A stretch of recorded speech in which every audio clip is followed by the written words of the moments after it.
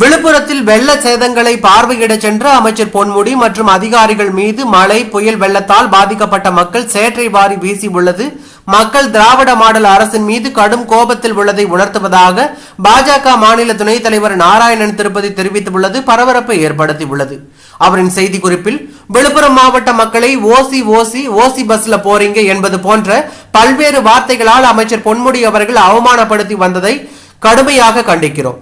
அப்போது கூட மக்கள் அமைதி காத்து கடந்து சென்றார்கள் என்ற போதிலும் புயலால் மிகப்பெரிய பாதிப்பை சந்தித்துக் கொண்டிருக்கும் இந்த நேரத்தில் அரசு போதிய பாதுகாப்பு ஏற்பாடுகளை முன்னெச்சரிக்கையோடு செய்யாதது மக்களை சேற்றை வாரி வீச வைத்திருக்கிறது.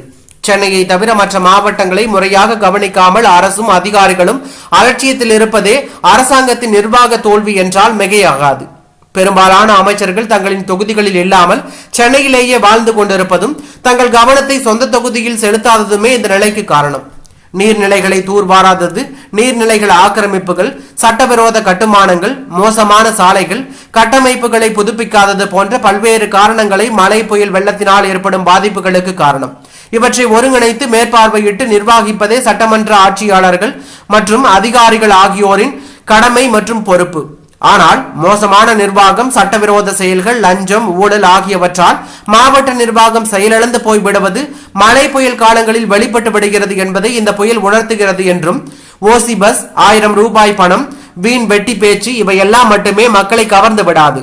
முறையான ஊழலற்ற முறைகேடுகளற்ற நிர்வாகம் தான் மக்களால் விரும்பப்படும். மக்கள் தங்கள் குடும்பங்களை பாதுகாக்க முடியாத சூழ்நிலையில் வெகுண்டு எழுவார்கள் என்பதை உணர்வுகளோடு மக்களின் கோபத்திற்கு ஆளாக வேண்டியதுதான் என்பதையும் அரசியல்வாதிகளும் அதிகாரிகளும் நினைவில் கொள்ள வேண்டும். சமீபத்திய புயல் மற்றும் மழையினால் விழுப்புரம், கடலூர், திருவண்ணாமலை மாவட்டங்களில் சொல்ல முடியாத அளவிற்கு கடும் பாதிப்புக்கும் துயரங்களுக்கும் உள்ளாகி உள்ளார்கள். இந்த நிலையில் உடனடியாக தமிழக அரசு இதிலும் அரசியல் ஆதாயம் தேடாமல் உருப்படியான நிர்வாகத்தை நடத்தி ஆவண செய்ய வேண்டியதுதான் தற்போது அவசியமும் அவசரமும் என நாராயணன் திருப்பதி தெரிவித்துள்ளது பரபரப்பை ஏற்படுத்தி உள்ளது.